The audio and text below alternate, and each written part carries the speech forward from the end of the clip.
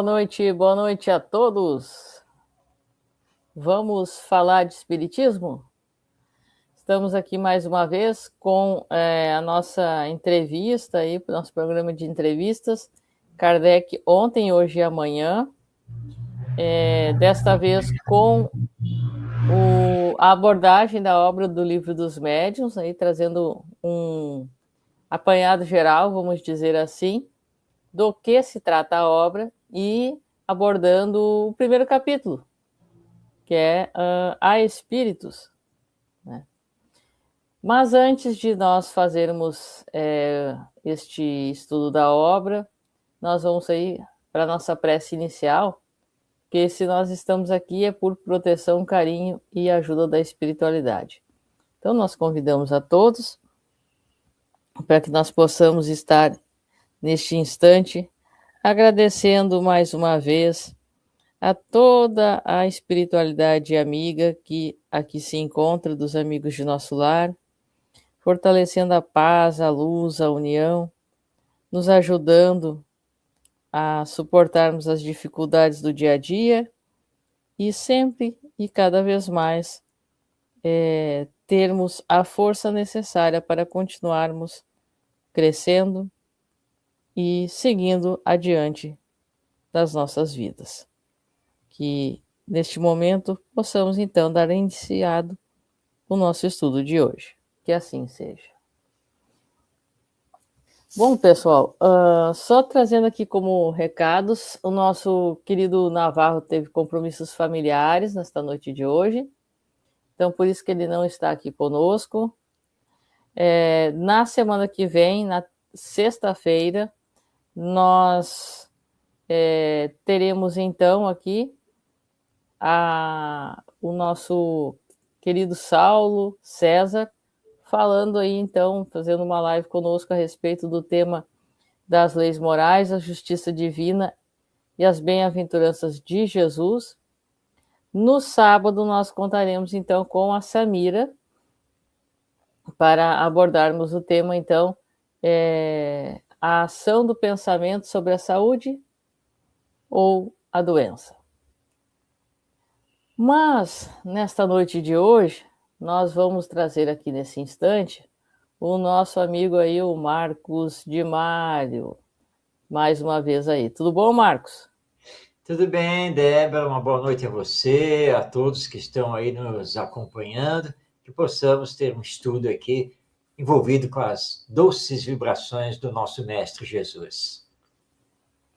Isso aí, então. Marcos, para nós trazermos uma noção ou um comentário, até podemos abordar um pouco neste sentido geral, e aí nos aprofundarmos na questão exata do capítulo número 1, mas tem pessoas que não fazem ideia, mesmo sendo uma das obras básicas, uma das cinco obras básicas da doutrina espírita. Infelizmente, nós sabemos que as obras básicas elas não são devidamente estudadas, nem mesmo por aqueles que se dizem espíritas ou trabalhadores de casas espíritas.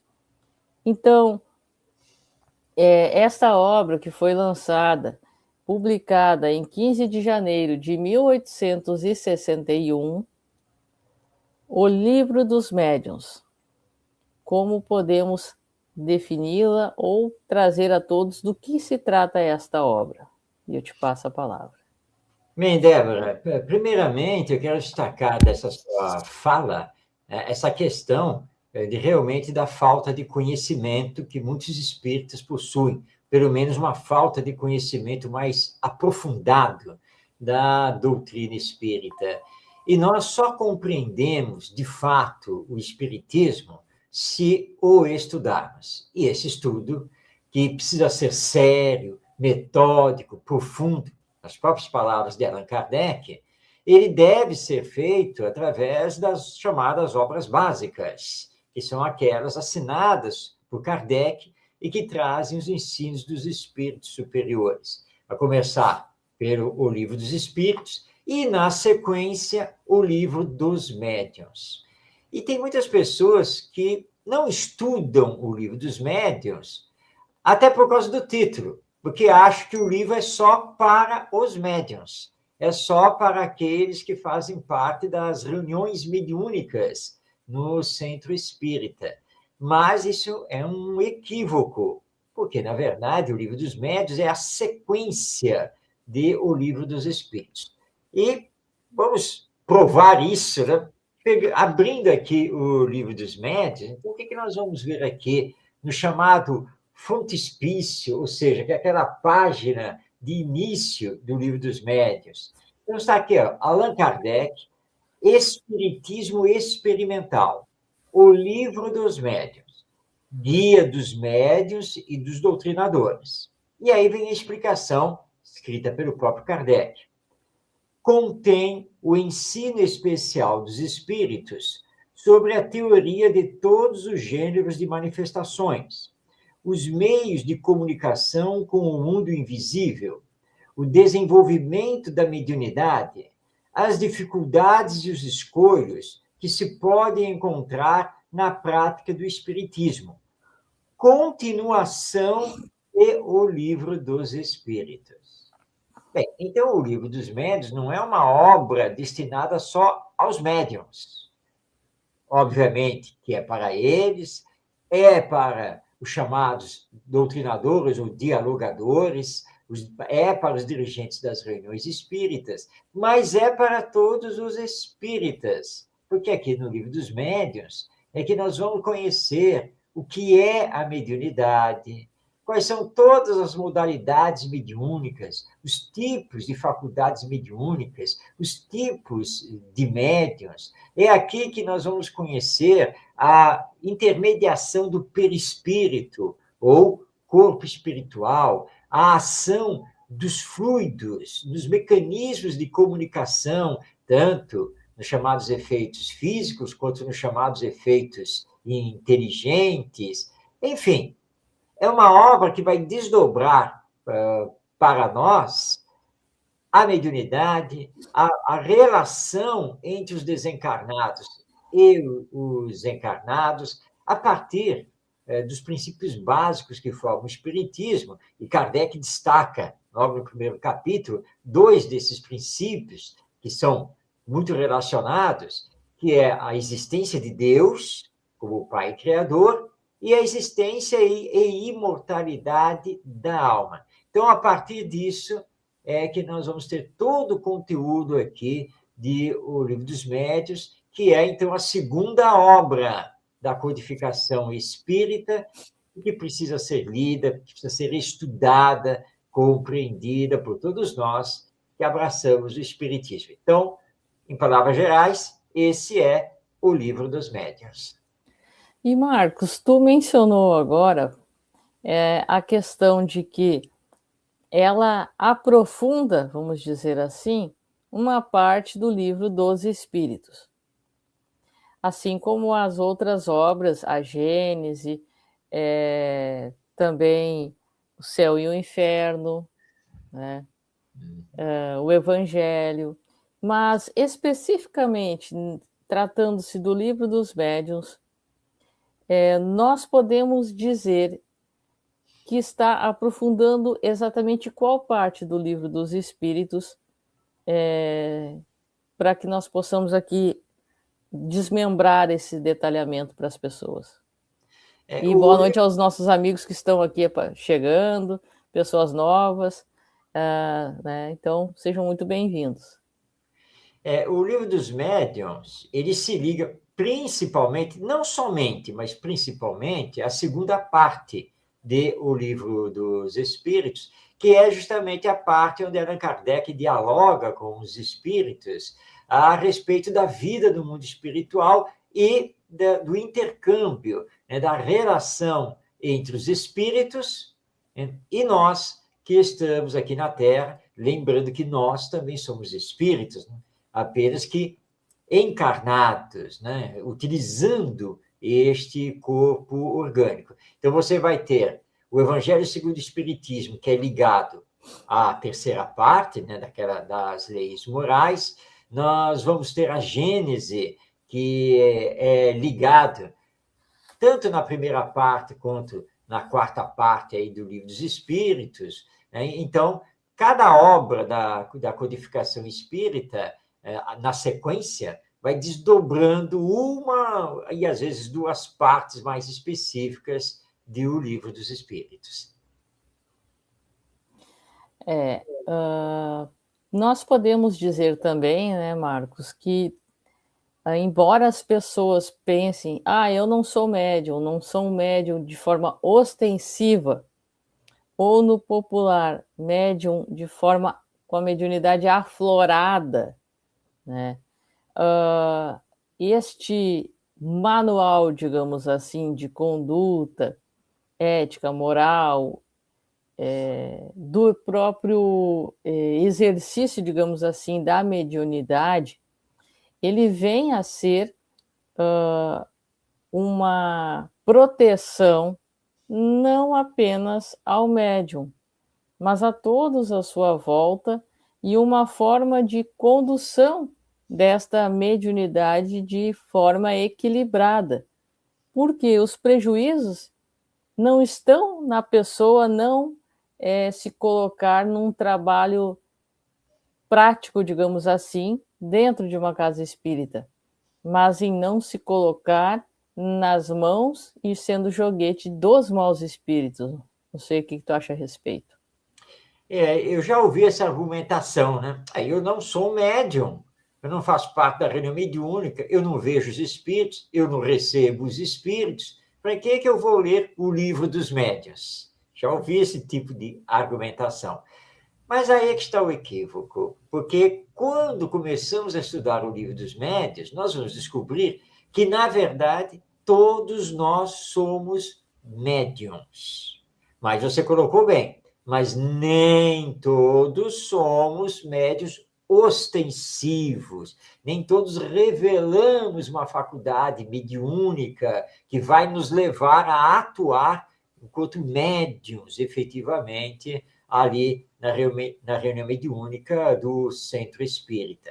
Mas todos somos médiuns, porque todos nós recebemos intuições, temos pressentimentos, e isso já é mediunidade, porque a mediunidade é uma faculdade natural que nos pertence quando estamos aqui encarnados. Mas nem todo mundo será um médium para atuar ali na reunião mediúnica, para receber as comunicações dos espíritos. Mas o livro dos médiuns vai entrar nessa parte que você colocou, que é a parte moral, e que vai servir para nós, para a nossa conduta, para o nosso comportamento. Porque se a mediunidade em si é uma faculdade natural e orgânica que permite que os espíritos se comuniquem conosco, mas o uso da mediunidade, o uso da faculdade mediúnica depende da nossa moral.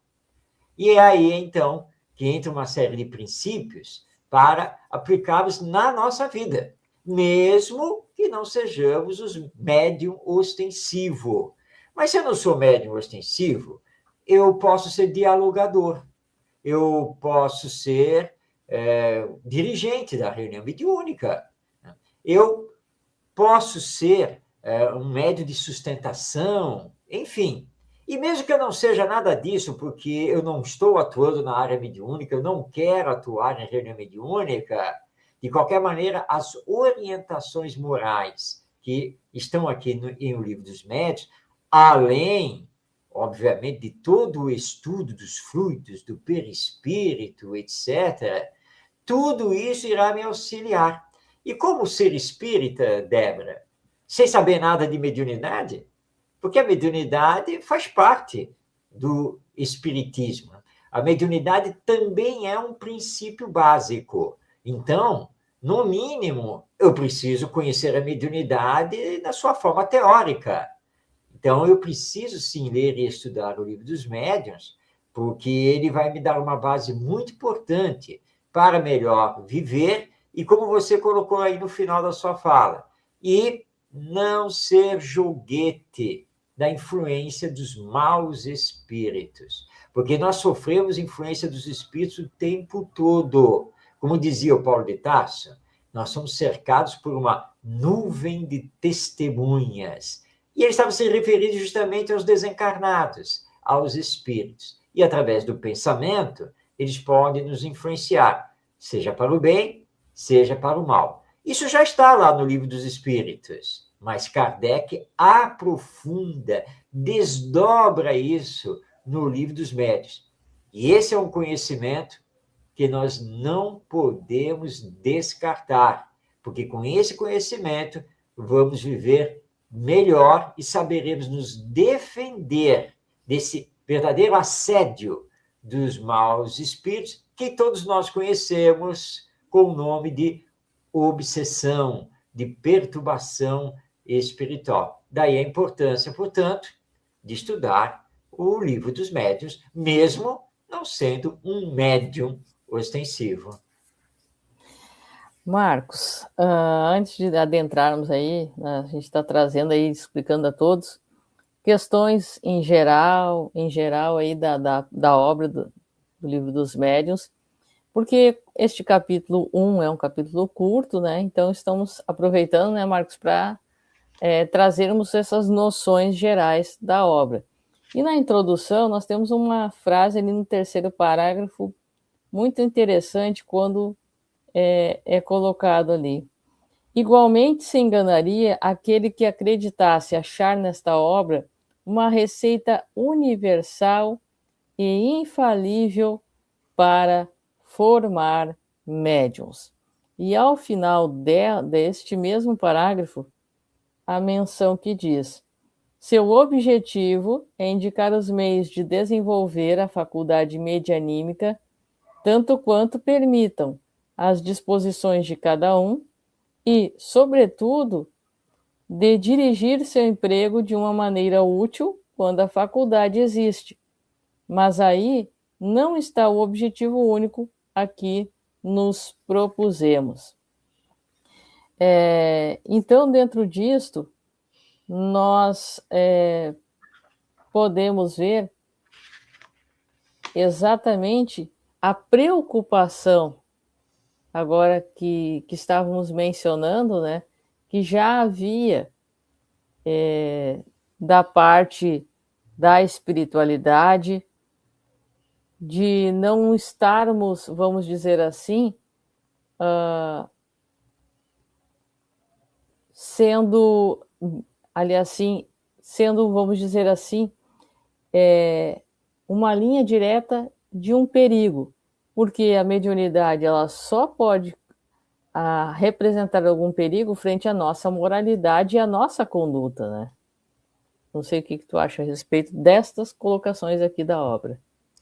Kardec, ao estudar a mediunidade, ele logo viu, e pelos ensinos dos espíritos, que realmente nós não temos como formar, como fazer médiums. Isso não existe.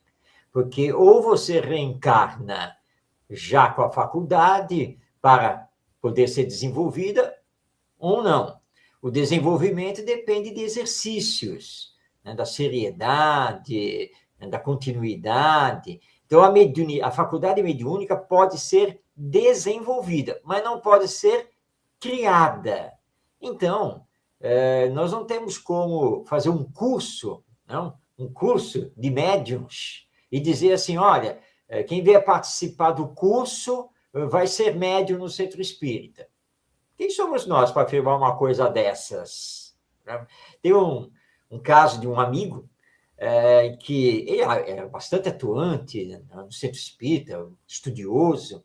Aí o dirigente lá da área mediúnica chegou para ele e disse assim, poxa, você não quer fazer parte da reunião de educação mediúnica? E ele disse assim, olha só, eu acho que não, né? Porque eu nunca senti nada, né? Não tenho nada, né? Eu vou tirar a vaga de alguém aí. Não, mas você sabe que mediunidade, para descobri-la, você tem que se exercitar, né? Vai que. Ele falou, então tá bom. Então, ele disse assim, aceitei. E fui para a reunião de educação mediúnica. Estudando, fazendo lá os exercícios, aquela coisa. E passou o primeiro ano. Aí cheguei para o dirigente e falei, meu amigo, olha só, passou o ano, eu não senti nada, eu não vi nada,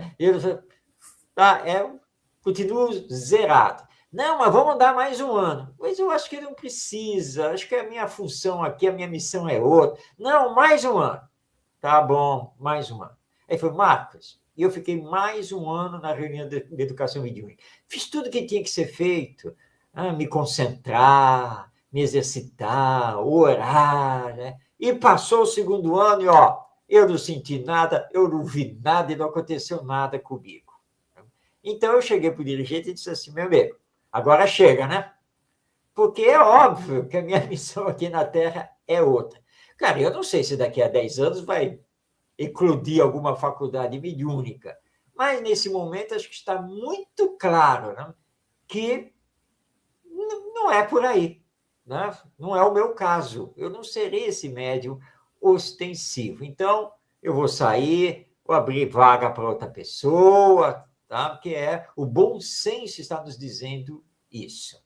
E sabe, Débora, algumas pessoas também que têm a mediunidade ostensiva, ouvem os espíritos, veem os espíritos, mas não querem estudar, não querem saber dessa responsabilidade, já chegaram para mim para perguntar, não tem como desligar isso, não? Ou não Tem um tem botão como... ali na gente. Tem um botão aí, tem alguma coisa para fazer para eu não ver mais os espíritos, para não ouvir mais os espíritos. E, às vezes, algumas pessoas acham que a mediunidade, porque, neste caso, está atrapalhando o seu viver, é uma doença. Aí, se eu for lá fazer o tratamento espiritual, eu fico curado da mediunidade? Mas a mediunidade não é doença. Mediunidade é uma faculdade natural. O que você tem que saber é encarar isso de frente, estudar, e você vai aprender a controlar as suas faculdades mediúnicas. Então, tem que estudar a doutrina espírita, tem que estudar o livro dos médios, tem que ir na reunião de educação da mediunidade, tudo isso que tem que ser feito. Então, não tem botão para desligar, não tem tratamento espiritual para fazer, como também não tem fábrica ou qualquer uma reunião específica para fazer de você um médium. Você será se você já tiver as faculdades mediúnicas latentes, e aí, então, através do exercício, através do estudo, você poderá desenvolver, então, alguma faculdade mediúnica. Essa importância, e até já mencionando, tem algumas pessoas aqui trazendo perguntas, nós vamos trazer ao final as perguntas, podem ficar tranquilos, e as colocações. Mas, voltando aí à questão, pegando o gancho que tu trouxe agora, antes de entrarmos no capítulo 1, a necessidade deste estudo frente a pessoas e a algumas instituições espíritas que, mesmo sem um mínimo de preparo, colocam pessoas à mesa para atividade mediúnica, porque existem pessoas que não fazem ideia do que se tratam as obras básicas, nunca leram ou mal passaram os olhos, digamos assim, pelo livro dos médiuns, a questão que estamos abordando hoje, mas vão para uma mesa mediúnica a trabalho. E aí? Pois é, Débora, essa é uma situação que eu vou dizer que é uma situação de irresponsabilidade dos dirigentes do centro espírita. Eu tive um caso, por exemplo, na instituição que na época eu frequentava, trabalhava, então havia, né, os grupos de estudo sistematizado da doutrina espírita, e havia um grupo básico, né, que estudava o livro dos espíritos. E no centro espírita também nós fazíamos diversos cursos de formação, e entre eles havia o curso de formação de dialogadores, né, para as reuniões mediúnicas. E a diretoria da casa deliberou que mesmo quem estava fazendo o curso básico do Livro dos Espíritos, de estudar lá os princípios básicos do Espiritismo, podia fazer o curso para ser, então, um doutrinador, um dialogador nas reuniões mediúnicas. E eu me posicionei contrário a isso. Pô, gente, Se a pessoa mal sabe do espiritismo, tá colocando os pés do centro espírita aqui e agora, mal iniciou o curso básico aí para aprender o espiritismo, como que ele vai fazer o curso de formação de dialogador para reunião mediúnica? Mas eu fui voto vencido e aconteceu, e eu fazia parte de um dos grupos mediúnicos da casa, como dialogador, e aconteceu de uma pessoa, um novato na própria doutrina espírita, e foi lá, fez o curso, e foi indicado para trabalhar na reunião mediúnica. Débora, você já pode imaginar o que aconteceu, né? Nosso amigo se assustou com a reunião mediúnica. E quando ele viu aqueles espíritos ali, né, inferiores, se apresentando, perturbados, isso e aquilo, nunca mais ele apareceu. Então, não se pode fazer isso. Não se pode levar uma pessoa para a reunião mediúnica sem ela ter um conhecimento da doutrina espírita. Não, mas ela tem a mediunidade. Ela até pode ter a mediunidade. Ela entrou no centro espírita por causa da mediunidade. Mas é uma mediunidade descontrolada. É uma mediunidade deseducada. Então, ela precisa educar essa mediunidade. Para isso, tem que estudar o espiritismo. Para isso, tem que ir lá receber o passe, enfim, né? Tem que se adaptar ao próprio centro espírita e à doutrina, até que ela, de fato, esteja apta. Agora, nós temos dirigentes que acham, não, o problema é mediunidade, vai para a reunião mediúnica e lá a mediunidade dela vai se equilibrar de forma natural. Não é bem assim que as coisas acontecem. Essa pessoa pode entrar até num processo de desequilíbrio emocional e adentrar a uma obsessão, porque sem estudar o espiritismo e, portanto, sem se moralizar, sem conhecer os mecanismos da mediunidade, como que ela será um bom médium? Não tem como. Certa vez, num grupo de estudo da mediunidade, havia no grupo uns três ou quatro pessoas que eram médiuns do próprio centro espírita e que estavam ali fazendo estudo. Eu aproveitei e, assim, numa entrevista, assim, olha só, nós temos aqui 4 pessoas aqui, né, que estão aqui no grupo, que são médiuns atuantes, ostensivos, que fazem parte das reuniões mediúnicas aqui do Centro Espírita. Então, eu vou aproveitar que vocês estão aqui e vou perguntar para vocês, para que vocês possam passar aqui para todo mundo, como é que vocês sabem quando vocês vão receber uma comunicação? Como é que vocês captam, né, a presença do Espírito e sabem que ele vai dar uma comunicação? E como é que é isso, né? Como é que acontece o fenômeno? Eu não devia ter feito a pergunta, porque os 4 se entreolharam, olharam para mim, engasgaram, até que um deles falou assim, olha, na verdade, eu não sei como é que o fenômeno acontece. Você não sabe? Mas você não é médium aqui do Centro Espírita? Há não sei quantos anos? Você não sabe explicar o fenômeno? Você não sabe explicar para nós como é que o espírito se comunica através de você? Então, nós vemos aí o perigo, olha o problema. Médium que desconhece o fenômeno, não sabe explicá-lo. Só que a explicação está aqui em O Livro dos Médiuns. Então, nós não podemos colocar qualquer pessoa, não podemos indicar qualquer pessoa para fazer parte da reunião mediúnica. É verdade. Marcos, antes de nós desmembrarmos mais um pouco dessas situações e as perguntas de todos, vou te fazer a colocação e a pergunta ao mesmo tempo, que é o gancho, a forma de adentrarmos diretamente neste capítulo 1, mas nós não podíamos deixar de trazer este apanhado geral, né? O capítulo 1 inicia com uma pergunta. Existem espíritos, ou, conforme algumas traduções, há espíritos? Pois é inevitável a pergunta, né? Parece chover no molhado, mas não, temos que trazer o capítulo número 1, né? Pois é, Débora. Essa pergunta que Kardec faz no título, né, do capítulo 1 de O Livro dos Médiuns, é muito importante. porque nem todo mundo sabe o que é o espírito.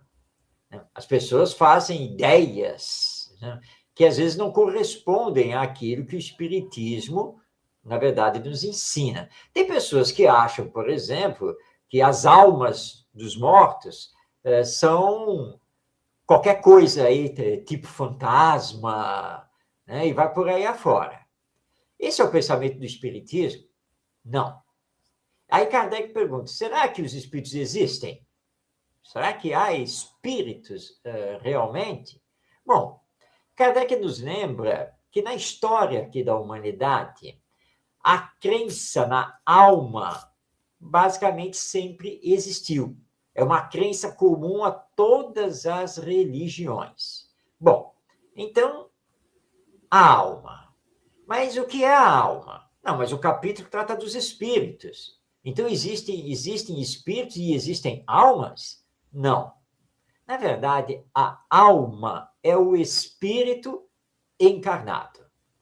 O espírito é a alma desencarnada.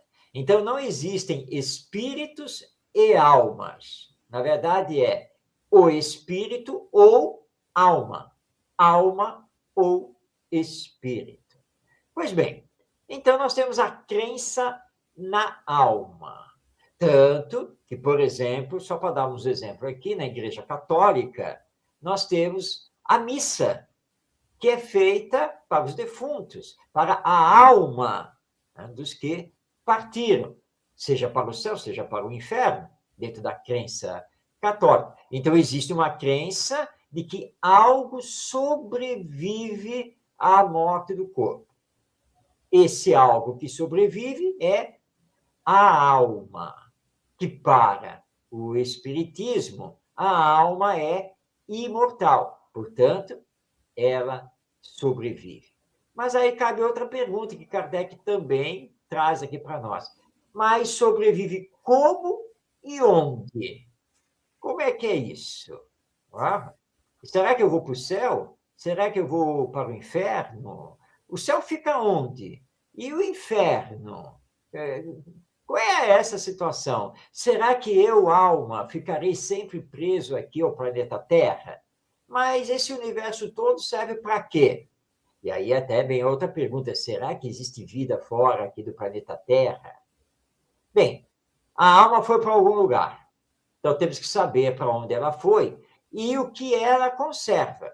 Porque aqui na Terra, olha só, nós estamos nesta live e todo mundo está vendo que nós pensamos, raciocinamos, que nós temos inteligência, que nós estudamos, que nós também temos sentimento. Quando morremos, ou melhor dizendo, não morremos, né? Quer dizer, quando o corpo morre, eu, alma, eu conservo essas coisas. Eu não conservo nada disso, eu perco tudo isso. Mas se eu perco tudo isso, quer dizer que eu não mantenho a minha individualidade? Mas se eu não mantenho a minha individualidade, que alma eu sou, então? Né? Eu sou o quê, então? Então, todas essas perguntas, Kardec procura responder de forma racional, lógica, neste primeiro capítulo. Existem espíritos mesmo? Se eles existem, quem eles são? E a resposta do Espiritismo é que os espíritos que se comunicam conosco através dos médiuns nada mais são do que as almas humanas que desencarnaram. Ou seja, espírito não tem nada de sobrenatural, nada de fantasmagórico, nada de maravilhoso. Na verdade, o espírito é um ser humano que está desencarnado e vivendo no mundo espiritual, que é outra dimensão da vida. Então, é tudo isso que Kardec, então, começa a nos trazer neste capítulo primeiro. Dentro disto, no item 2, nós vamos ter essa questão que Kardec nos traz, então. No momento que se admite a existência da sua alma, como tu acabou de mencionar a questão agora, e sua individualidade após a morte, é necessário admitir também, primeiro, que ela é de uma natureza diferente do corpo, porque uma vez separada, não tem mais as suas propriedades. Segundo, que ela goza da consciência de si própria, pois se lhe atribui a alegria e o sofrimento. Do contrário, seria um ser inerte, e tanto valia ter como não ter alma. Isso admitido, a alma vai para alguma parte, o que acontece com ela e para onde ela vai? A questão que tu acabou de mencionar agora, né? Neste sentido. Mas também ele inicia o segundo parágrafo trazendo: segundo a crença comum, ela vai para o céu ou para o inferno. Mas onde é o céu e onde é o inferno? E esta questão nos faz refletir sobre o porquê destas comunicações, né? O porquê de tudo isto, no sentido de que somos médiums não como ser especial, mas na definição do nosso querido Emmanuel, em outras palavras, os médiuns, na sua grande maioria das vezes, são os mais endividados, né? Então, eu te passo a palavra, Marcos. É verdade, Débora. Equivoca-se quem acha que médium é um ser privilegiado. Não, muito pelo contrário. Aliás, ele tem uma responsabilidade muito grande, porque ele é o intermediário das comunicações dos espíritos. Como lembrava o Chico Xavier, que dizia: eu sou apenas o carteiro, eu só entrego o que eles escrevem. Claro que ele estava se colocando numa posição de bastante humildade, e a humildade é muito importante para o médium, mas nós sabemos que aqui na nossa vida comum social, o carteiro tem a responsabilidade de entregar a correspondência, a encomenda, né? E nós sabemos que ele pode, usando o seu livre-arbítrio, desviar, não é mesmo? Que ele pode não entregar. E o médium tem essa responsabilidade, ou seja, a responsabilidade de ser o melhor filtro possível para os espíritos, não interferindo nas suas comunicações, porque o médium pode interferir e atrapalhar a comunicação, aquilo que o espírito está querendo realmente passar. Então, nós temos que lembrar que a alma, quando desencarna e retorna ao mundo espiritual, como lembra Kardec, então, aqui no item 2, ela conserva a sua individualidade. Bom, vamos dar um exemplo bem concreto. Estamos aqui na Terra, eu, Marcos Demário e a Débora. Marcos e Débora. Muito bem. Quando desencarnarmos, porque a morte é uma fatalidade, e voltarmos ao mundo espiritual, o que eu e a Débora seremos no mundo espiritual? Seremos o Marcos e a Débora. É isso que nós seremos. Porque vamos manter a nossa individualidade. Ou seja, vamos levar para o mundo espiritual os nossos conhecimentos, os nossos valores, quem somos. E vamos nos identificar no mundo espiritual através de outro corpo, que é o perispírito, ou corpo espiritual. Como é que a Débora vai se apresentar no mundo espiritual? Provavelmente, como ela está aqui na tela, neste momento. E eu, como estou aqui na tela neste momento. Por quê? A nossa mente e o nosso perispírito, nos primeiros tempos de retorno ao mundo espiritual, vão refletir este organismo físico, porque é ele que nós vemos no espelho. Então, ele é a nossa referência. Tá? Então, é assim que nós vamos nos ver e vamos nos identificar. E vamos manter os nossos hábitos, os nossos gostos, as nossas ideias, que haverão de se transformar apenas gradativamente na medida em que o tempo for passando lá no mundo espiritual. Então, isso é básico no espiritismo.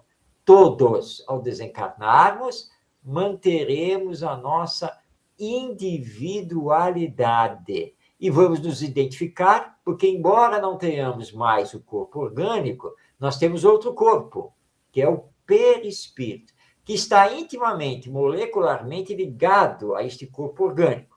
Cessando o princípio vital, ele se desliga. E aí passa a ser o nosso corpo no mundo espiritual. Mas que não é um corpo orgânico, ele é semimaterial. Por isso Kardec coloca aqui outra questão, além da manutenção da individualidade. A nossa composição, se podemos dizer assim, será diferente desta composição orgânica, porque estaremos vivendo em outra dimensão da vida, que é a dimensão espiritual. Olha que riqueza, né, Débora? Só um item, quer dizer, o início de um item já nos levando a essas informações todas. E aí, para passar a palavra a você, tem essa questão do céu e do inferno. Kardec fala, mas onde fica? Não, o céu fica em cima, o inferno fica embaixo. Mas a astronomia já derrubou isso, porque nós olhando para o universo, nós sabemos que a Terra gira em torno de si e que gira em torno do Sol. Então, onde fica em cima e embaixo em relação ao universo? Não tem, pura e simplesmente. Não, mas o inferno fica nas entranhas do planeta. Olha, a arqueologia, a geologia já acabaram com isso, porque nós já andamos perfurando aí e pesquisando as entranhas do nosso planeta e não consta que o inferno tenha sido encontrado. Até porque nós estamos falando de algo que não é material, mas sim espiritual. Para o espiritismo, o céu ou o inferno são estados mentais do espírito. Não são regiões circunscritas e que ficam em determinado lugar. Então, tudo isso nós extraímos aqui desse item 2 do capítulo 1 do Livro dos Médiuns.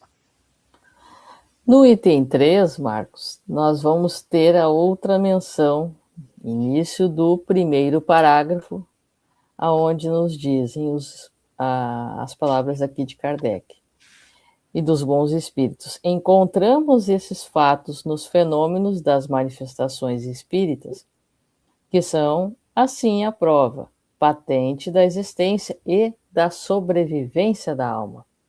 Porém, não há médiuns exclusivamente na doutrina espírita, mas sim em todos os lugares, ou seja, independentemente de religião, existe a mediunidade, muitas vezes colocada sobre outros nomes, não é mesmo? E eu queria que tu falasse a respeito dessa questão para nós, mas também de um ponto muito interessante, que é a mediunidade, ela não vem com horário ponto delimitado, ou seja, de uma manifestação, como às vezes se vê, aliás, como comumente se vê, infelizmente, divulgado pela internet no horário tal, será realizada sessão mediúnica de psicografias. Então, como é que se sabe e se pode ter certeza? Aliás, não se pode ter certeza de que determinado espírito estará exatamente em tal local e em tal horário. Afinal, nosso querido Chico Xavier exemplificou numa frase: o telefone toca de lá para cá, e não o contrário, né? Então, eu gostaria que tu comentasse conosco a respeito dessas questões. Bom, são duas questões que você está trazendo que são muito importantes. De fato, médium não pertence com exclusividade ao espiritismo. A mediunidade não é exclusividade do espiritismo. Se nós olharmos a história humana, nós vamos olhar, por exemplo, já que nós somos cristãos, estamos aqui no mundo ocidental, vamos pegar a Bíblia, o Velho Testamento, que relata para nós a história da formação, etc., do povo judeu. Eles tinham os profetas. Profetas eram médiuns, nada mais do que isso. E nós temos uma passagem bíblica muito importante para mostrar que a mediunidade já existia naquela época.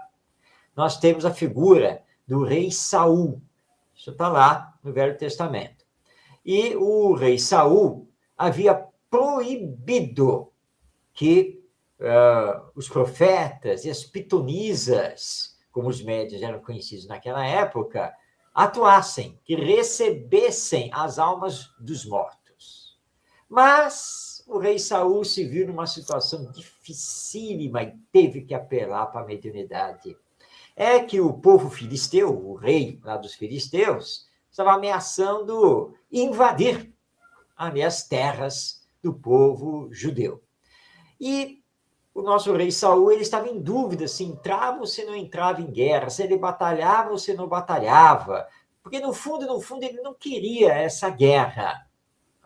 Mas seus ministros, generais, estavam todos ali achando que eles tinham que entrar em guerra com os filisteus. Bom, aí eles, irmão, eu tenho que consultar o oráculo. Mas como eu vou consultar o oráculo se eu proibir?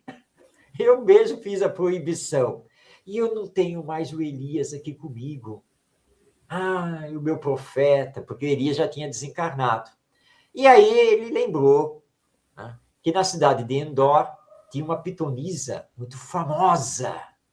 Aí ele se vestiu, né, como uma pessoa normal, mas acompanhado dos seus guardas, e foi para Endor na calada da noite e bateu na casa da pitonisa. A pitonisa atendeu, né, e ele disse que queria que ela recebesse lá um espírito. E ela, na mesma hora, se recusou. Não, nós estamos proibidas, não posso, tal, eu vou ser presa. E aí ele joga umas moedas de ouro para ela, assim, não se preocupe, eu vou lhe pagar muito bem e prometo que a sua vida estará conservada. Aí ela, como ela era médium, ela olhou ali para o rei Saul, eu já entendi. Quem que o senhor quer que eu receba? Ele disse, Elias, o profeta. Ela se concentra, está lá na narrativa bíblica.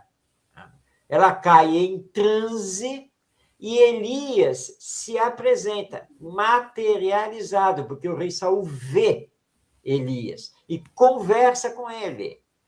E o Espírito diz taxativamente para ele, não entre em guerra com os filisteus, porque se você entrar em guerra com os filisteus, você e seu filho morrerão no campo de batalha. Bom, o Espírito vai embora, ele paga a pitonisa, pede o silêncio dela e volta para o palácio.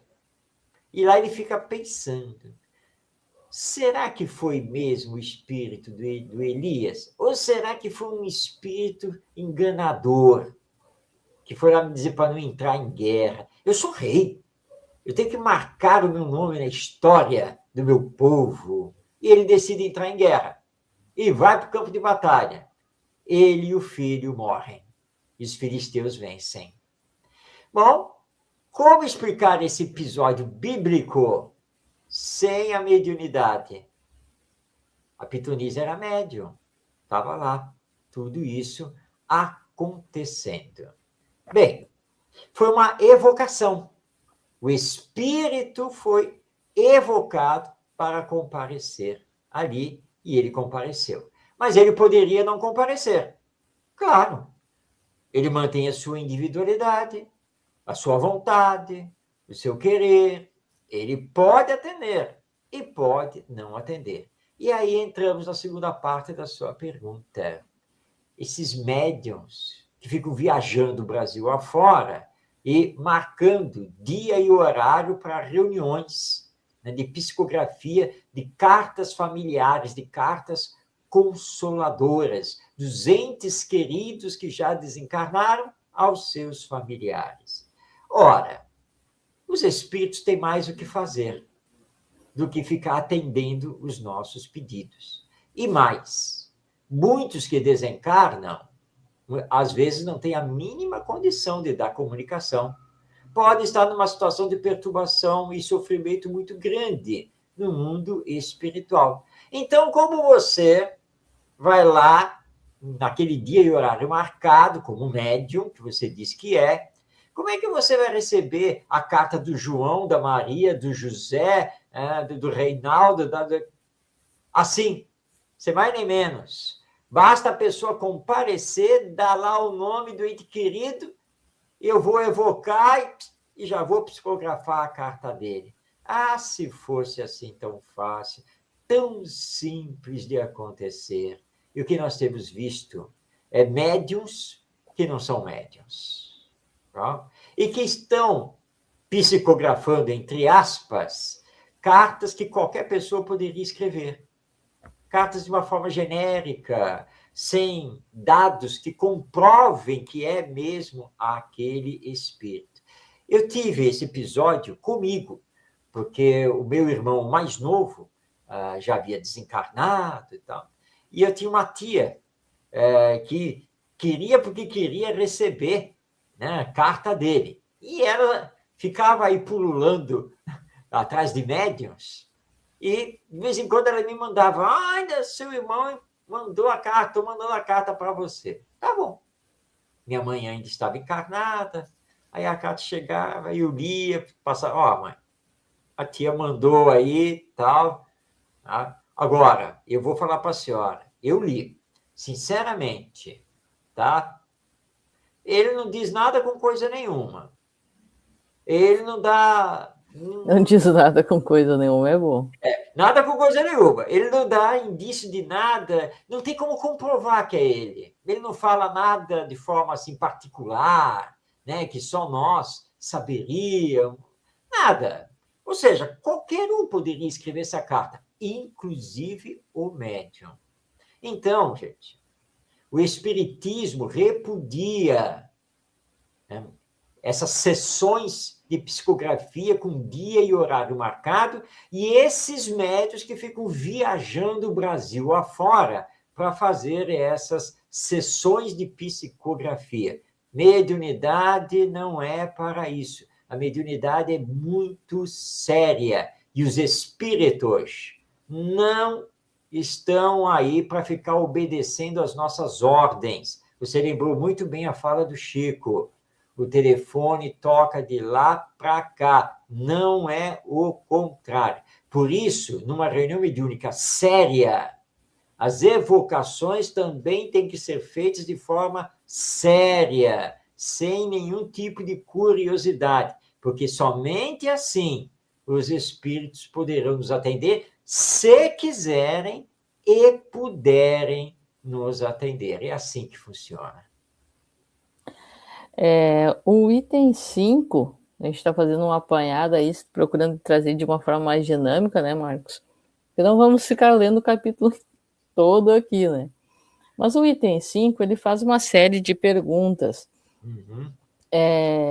Na questão de, por exemplo, o espírito livre não poderia se comunicar com o espírito cativo.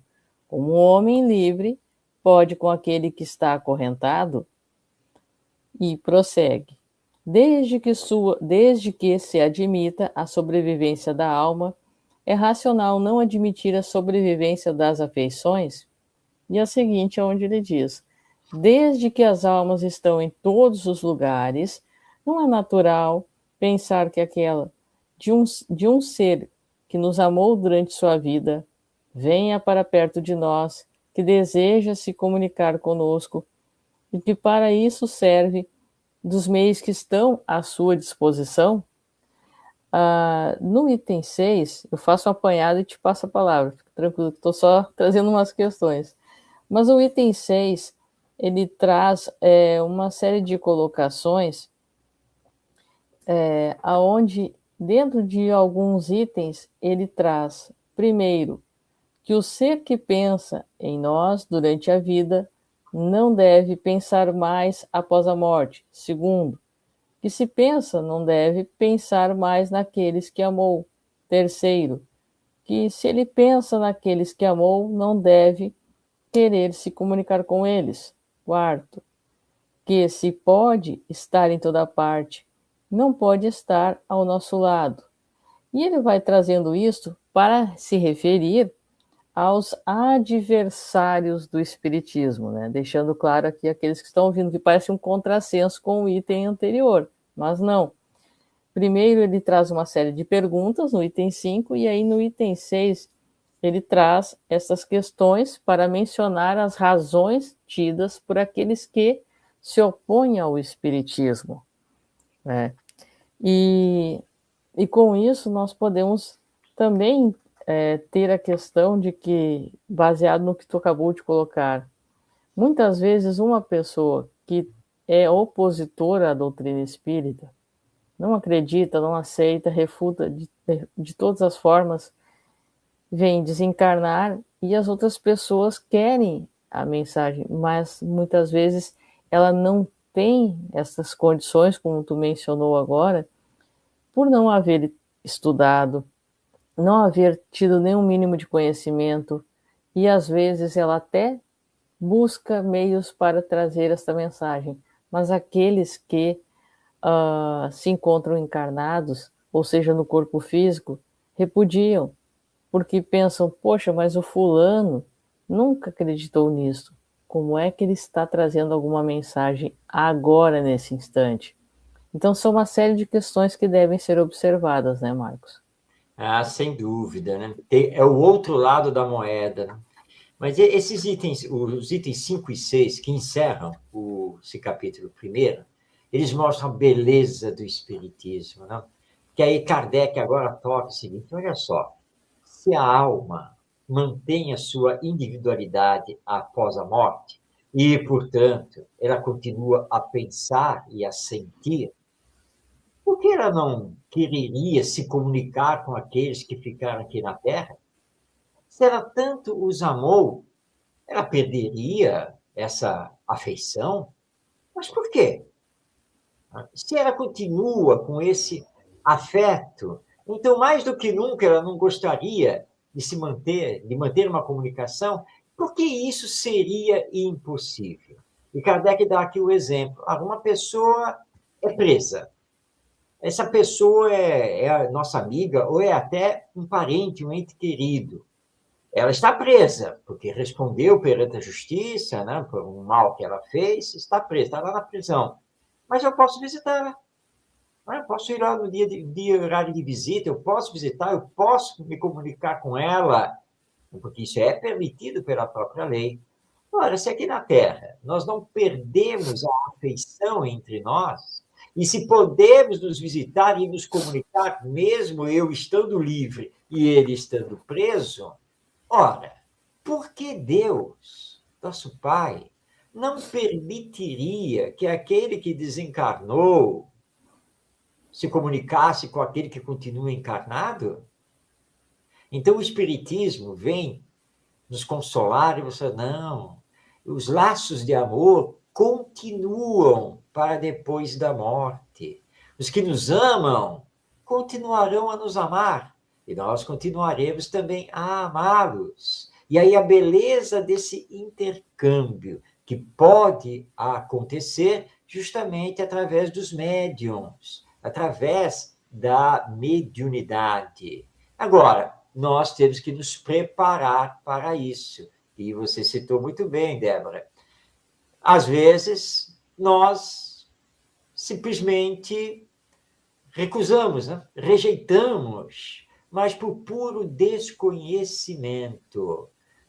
Os espíritos, aqueles que partiram de volta ao mundo espiritual, podem sim, em condições especiais, em condições que permitam, eles podem sim se comunicar conosco e nós temos que estar preparados para isso, para não rejeitar aquilo que é verdade, mas, claro, estudando o Espiritismo, também saber separar o joio do trigo, né? Saber separar quando é e quando não é. Mas, para isso, nós temos que estudar e compreender a realidade da vida espiritual e compreender também a mediunidade. Bom, pessoal, a parte aqui da apresentação da obra, então, e a parte da explicação deste primeiro capítulo, nós concluímos. Agora vamos trazer, então, né, Marcos, as perguntas feitas pelo pessoal aqui. Porém, te faço uma pergunta, inicio com uma pergunta que muitas pessoas questionam, embora nós tenhamos já uma certa opinião a partir do que o próprio Kardec nos explica, mas é importante que se traga isso às pessoas. E aqueles que cobram por sua mediunidade? Bom, é permitido, não é permitido? É inevitável que eu coloque desta forma a pergunta para as pessoas em geral, né? O Espiritismo nada proíbe. Então, o Espiritismo não proíbe, mas nos alerta, porque o Espiritismo nos conscientiza e lembra aquele ensino de Jesus: dai de graça o que de graça recebestes. A mediunidade é uma faculdade natural, dada por Deus a nós. É um dom que muitos de nós trazemos. E, portanto, como é natural, nós não temos que cobrar. Nós não temos que viver da mediunidade. Quem vive da mediunidade corre um risco seríssimo de ser enganado pelos espíritos inferiores, podendo virar um joguete na mão deles e estar aberto a um processo obsessivo, principalmente a fascinação. E a fascinação não é nada fácil de ser resolvida. Então, se o Espiritismo não proíbe, o Espiritismo conscientiza, o Espiritismo alerta que aquilo que recebemos de graça nós temos que dar. Por isso, então, o médium que abraça o Espiritismo, ele exerce a sua faculdade mediúnica de forma voluntária e totalmente gratuita, sempre colocando em prática o vigiai e orai, estudando a doutrina espírita, mas trabalhando como um servidor de Jesus aqui na Terra. Então, o Espiritismo não condena, o Espiritismo não proíbe, mas alerta dos perigos muito profundos de se cobrar pelo uso da mediunidade. E é por isso, então, que nos centros espíritas tudo é gratuito e todos nós trabalhamos voluntariamente, que esse é o ideal. Certo, Marcos. Nós temos aqui o Famelo Antunes, @Famelo Antunes. Eu vou trazer as duas juntas, né? Ele colocou duas perguntas na sequência. Uma delas, se orarmos por uma pessoa que desencarnou, como podemos saber se ela se encarnou de novo? E a outra, o médium sabe se aquele espírito que ele evoca está reencarnado? Boa pergunta, duas boas perguntas. Orar pelos que desencarnaram, isso nós temos que fazer, sempre, sempre, porque a oração vai auxiliar esse espírito, seja qual for a condição em que ele se encontre no mundo espiritual. Então, oremos sempre. Agora, não temos realmente como saber se esse espírito está já reencarnado ou não. Mas, para Deus, isso pouco importa.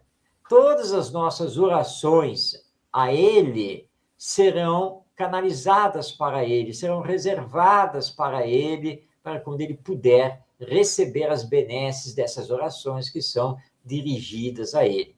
E a mesma coisa acontece quando fazemos a evocação de um espírito. Nós não sabemos se ele está encarnado ou desencarnado. Mas aí tem, digamos assim, uma solução. E Kardec recomenda isso aqui no Livro dos Médiuns. Antes de fazermos qualquer evocação, conversemos com o mentor espiritual da reunião mediúnica. conversemos com o nosso guia espiritual e perguntemos se é possível fazer a evocação deste ou daquele. E aí nós vamos receber a informação espiritual, se existe essa possibilidade, quando a evocação poderá ser feita, e é possível que os benfeitores espirituais nos avisem, nesse caso, se o espírito está encarnado ou não, e se ele está encarnado, se ele terá condições, numa emancipação da alma do corpo, se ele terá condições de dar a comunicação. Então, no caso das orações, realmente nós não temos como saber se o espírito se encontra ainda no mundo espiritual ou se está encarnado.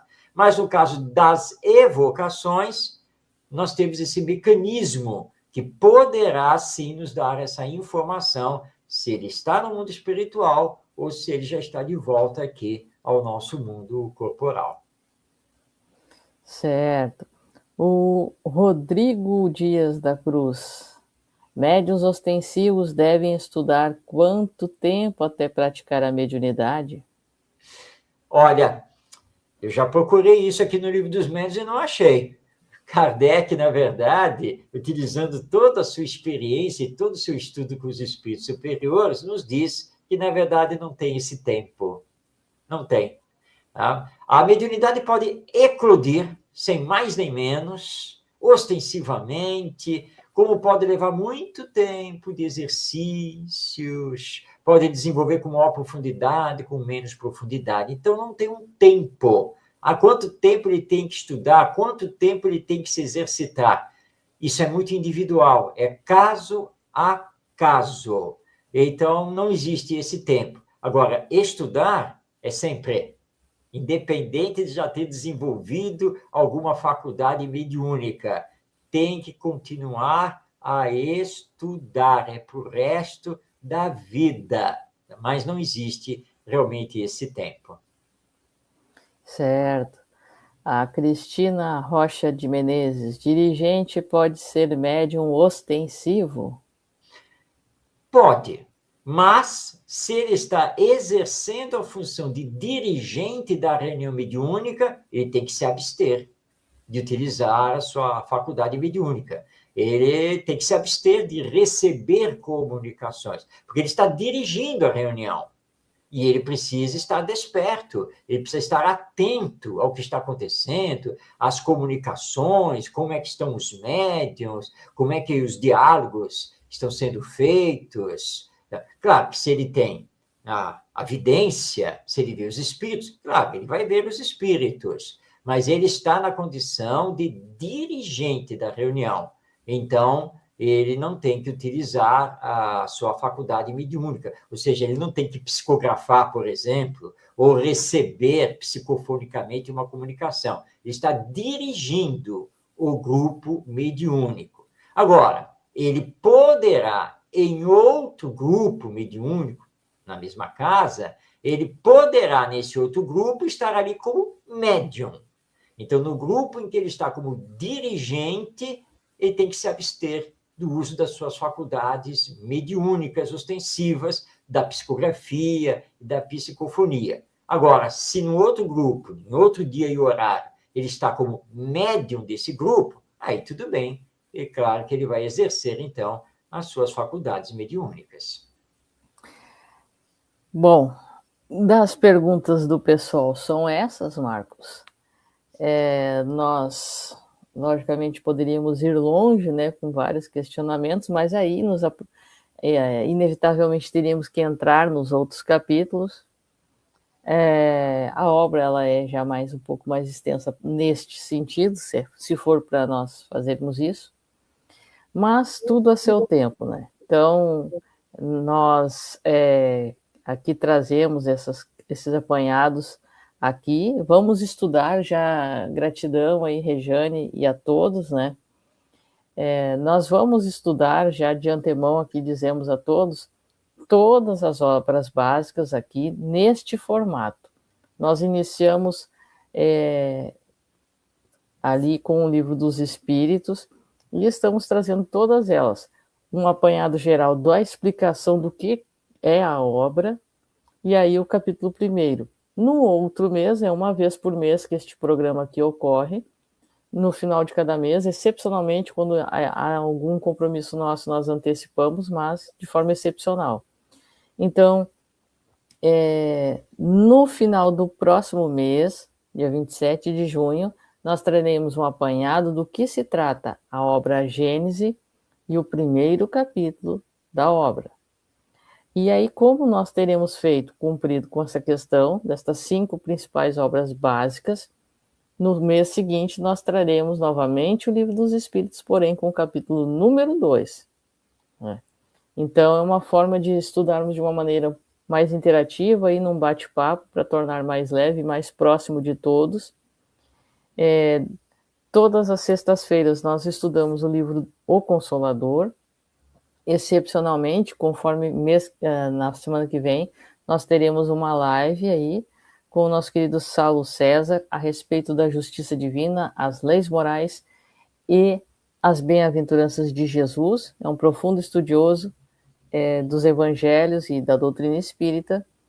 No sábado estaremos com a Samira falando sobre a ação do pensamento sobre a saúde ou a doença. E aí nós daremos sequência a partir dos outros sábados, com exceção do último, do estudo da obra Os Mensageiros. Finalizamos aí o nosso lar, então agora vamos adentrar na obra Os Mensageiros. E, como eu disse antes, o Consolador nas sextas-feiras, sempre ao vivo, sextas e sábados, às 21h30. Todos estes programas permanecem gravados no canal, e este aqui tem a sua playlist Kardec ontem, hoje e amanhã. Nós queremos agradecer a todos aqui que assistiram de forma ao vivo, os que irão assistir de forma gravada. Fiquem à vontade para disponibilizar a outros, né? E quero aqui, da minha parte, te agradecer muito mais uma vez pela presença, pela amizade e por tudo, Marcos. Te passar para as tuas últimas considerações e te pedir que faça a nossa prece de encerramento também, por favor. Bom, eu agradeço a você, Débora, pelo convite, para termos esta interação, este estudo, que nos é sempre agradável, sempre muito importante nós nos debruçarmos sobre os ensinos da doutrina espírita. E, encerrando, então, solicitando a todos que estão nos acompanhando, os que virão a assistir depois, que estudem, para compreender e melhor vivenciar o Espiritismo, nós temos que estudar. E estudar toda a obra da codificação sempre. E de preferência, todos os anos, mergulharmos nessa leitura, na sua meditação, mas não apenas individualmente, mas fazendo parte de grupos de estudo, sejam eles presenciais no Centro Espírita, sejam eles online pela internet. Estudemos, porque estudando nós vamos saber o que é a mediunidade, nós vamos saber os tipos de faculdades mediúnicas, nós vamos conhecer os mecanismos da relação entre o mundo espiritual e o mundo material, e é, então, um universo fantástico que o Espiritismo nos apresenta. Vamos, então, fazer a nossa oração, vamos fazer o encerramento, então, desse nosso programa. Agradecendo a Deus, nosso Pai, e a Jesus, nosso Mestre, aos queridos amigos espirituais, por mais esta oportunidade de aqui estarmos aprendendo com o Espiritismo. E aproveitamos esta oportunidade para vibrar energias positivas, salutares a toda a nossa humanidade, e em especial aos nossos amigos, aos nossos familiares e também aos nossos inimigos, para que possamos, através do próprio esforço, aprendermos cada vez mais a nos amarmos, superando mágoas, ressentimentos, ódios que nos desequilibram. Que a paz, a fraternidade e a solidariedade sejam roteiro do nosso comportamento, aqui na Terra, como também no mundo espiritual. Muito obrigado por tudo, Senhor Deus, e despede-nos, envolvidos em vibrações de paz e de amor. Assim seja. Que assim seja, pessoal. Então, que os bons espíritos nos guiem. Jesus nos abençoe. Até a próxima. Tchau, tchau.